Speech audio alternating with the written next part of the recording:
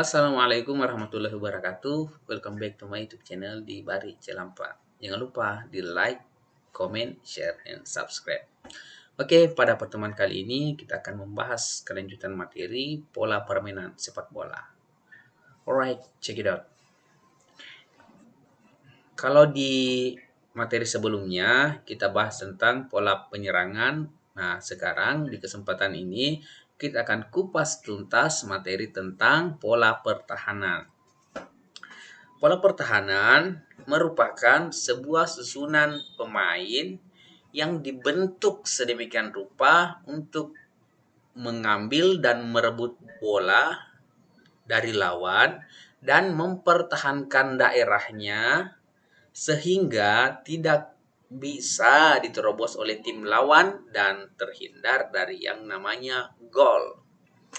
Jadi secara simple, pola pertahanan itu adalah pemain itu harus mempertahankan daerahnya sendiri sehingga tidak diterobos oleh lawan dan terhindar dari yang namanya gol. Pola pertahanan ini diterapkan oleh pelatih ketika ingin mempertahankan kedudukan. Misalkan pemain ini sudah menang ya atau memiliki gol yang lebih banyak, dan dia bisa saja menerapkan pola pertahanan untuk melindungi gawangnya sehingga tidak kebobolan. Jadi lawan dari pola penyerangan itu adalah pola pertahanan. Oke, next. Nah, bisa kita lihat di gambar berikut. Di sini dijelaskan secara detail macam-macam pola pertahanan. Coba kita fokuskan di gambar yang pertama.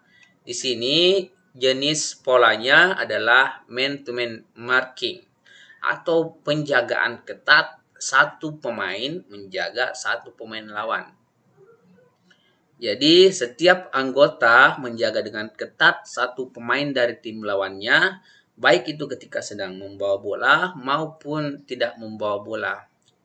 Coba lihat gambar yang di garis merah ini. Ini adalah pemain yang menerapkan pola man-to-man marking. Dia mengikuti kemanapun pemain lawannya itu berada, baik itu ada bola maupun tidak ada bola. Kelebihan daripada pola pertahanan ini yaitu lawan kita akan kelabakan ataupun akan kewalahan karena di setiap lawan kita pergi kita selalu mengikuti. Tapi kekurangannya, kalau lawan yang kita lawan itu memiliki kapasitas fisik yang bagus di atas rata-rata dengan kemampuan berlari yang cukup cepat, maka bisa membuat tim yang menggunakan formasi ini akan kewalahan dan kehabisan nafas kalau dia memiliki daya tahan yang kurang, karena butuh daya tahan yang lebih baik untuk menggunakan taktik ini, pola ini. Karena apa? Karena kita harus aktif bergerak di dalam. Kemudian pola pertahanan yang kedua ada namanya zona marking atau zona defense, atau bisa dikenal dengan istilah parkir bus, yaitu pola pertahanan di mana area atau zona marking adalah dilakukan dengan cara membentuk pola memanjar di depan pertahanan sehingga melindungi gawang dari gempuran pemain lawan. Ya, membentuk formasi ya di depan gawang. Bisa kita lihat di gambar berikut. Nah, di sini pemain yang berkostum warna putih itu ada 5 orang ya. Dia berjejer di depan gawangnya sendiri. Tugasnya yaitu melindungi gawangnya dari terobosan-terobosan pemain yang berkostum warna kuning ini. Jadi tujuannya ini adalah semata-mata murni melindungi gawangnya dari serangan lawan. Biasanya dilakukan kalau posisinya sudah unggul. Dia turun ke bawah, semua pemain turun ke bawah untuk melindungi gawangnya. Seperti ini kita lihat, ada 5 pemain berkostum putih, kemudian di sini ada 4. Jadi 9 pemain itu masuk ke area ini pertahanan dan menempatkan satu striker untuk menggunakan sistem serangan balik. Oke, pola pertahanan yang ketiga ada namanya kombinasi man to man dan zona marking atau zona defense. Ya, kombinasi artinya menggunakan pola pertahanan man to marking dan menggunakan juga zona marking.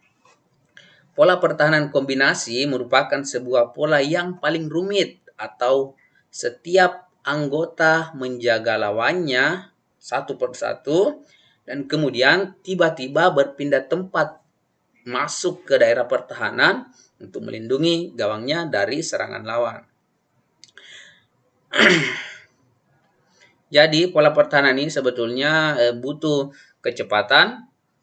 Kenapa saya katakan butuh kecepatan? Karena setiap pemain mesti mengikuti pergerakan lawannya. Dan kemudian butuh koordinasi yang baik. Kenapa butuh koordinasi yang baik? Karena mereka secara tiba-tiba mesti turun semua ke daerah pertahanan untuk membentuk yang namanya zona defense atau istilahnya parkir bus.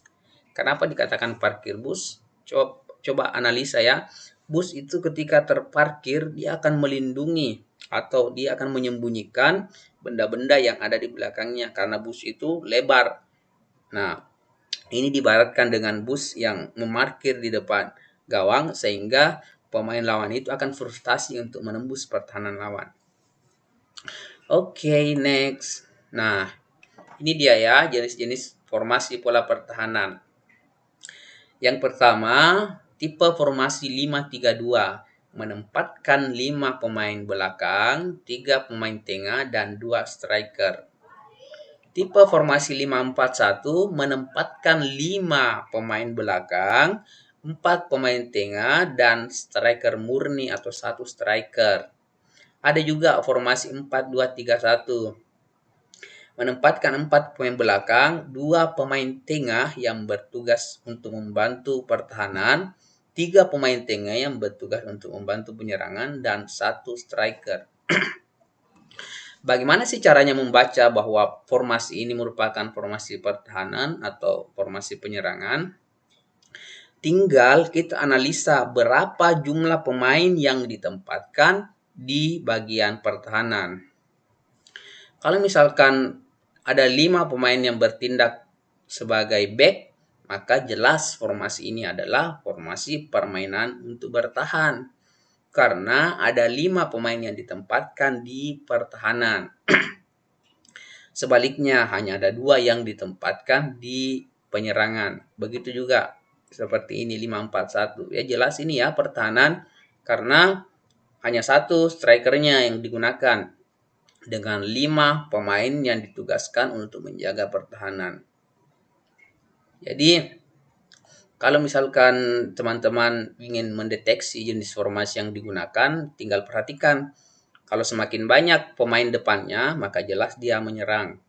Kalau semakin banyak pemain belakang, artinya dia fokus untuk bertahan.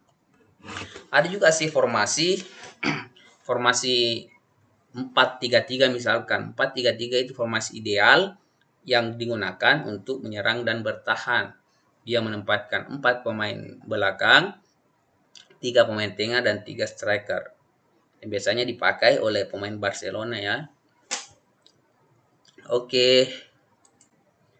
Mungkin itu saja untuk materi kali ini. Nantikan materi berikutnya. Tetap fokus untuk belajar. See you next time. Assalamualaikum warahmatullahi wabarakatuh.